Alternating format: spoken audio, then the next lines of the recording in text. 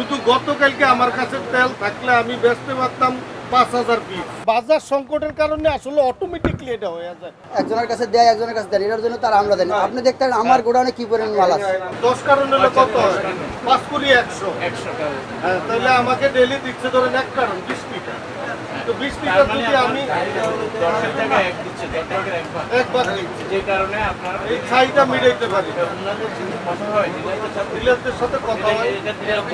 এটা ডিলার আছে দোতলায়। ঘটনা হলো দোস্ত সিদ্দিক এন্টারপ্রাইজ। ঘটনা হলো তাদেরও তো দোষ না। আমি যাদের দোষ বলছি না, আমি তাদের নাম জিজ্ঞেস করছি। মানে কেন বলতেছেন? ও আচ্ছা, সরি।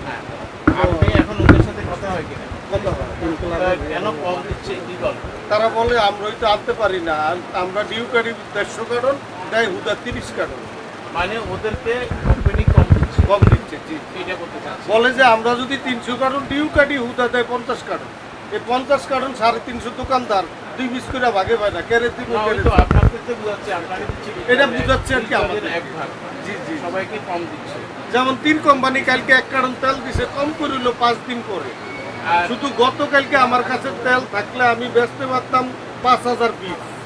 তো ১ কার্টন তেল দিয়ে আমি কেড়ে দিব না। অতিরিক্ত দিচ্ছেন না, দিচ্ছই তো না, অতিরিক্ত আর যেটা দিচ্ছে এটা অতিরিক্ত দিচ্ছে না। না, অতিরিক্ত দাম। না, অতিরিক্ত দাম নিচ্ছে। আপনারা অ্যাভেলেবেল যখন থাকে তখন এটা হয় না। আর যখন বাজারটা সংকট হয় তখন একটু যে হয় না তা না, কিছু না কিছু হয় না। এটা অবস্থার উপরে হয়ে যায়। এটা কাউকে দোষ দেওয়া না, ওরকম কিছু না। তবে পুষ্টি আর হলো বেড়েস, এই সংকটের ভিতরে এই ২ কোম্পানি যে যাই করছে মোটামুটি ভালো মাল দিচ্ছে, মার্কেটটারে টিকিয়ে রাখছে। নাহলে ১ ব্যাগ ব্লাড দিত, কিন্তু তেল তো দিত। এটা আসলে কারোর সাথে করছে কিনা জানি না, তবে আমার সাথে করে নাই। এই গাদ্দারি আমার সাথে করে না। এটা বেরেসও করে না, পুষ্টিও করে না, আমার সাথে গাদ্দারি।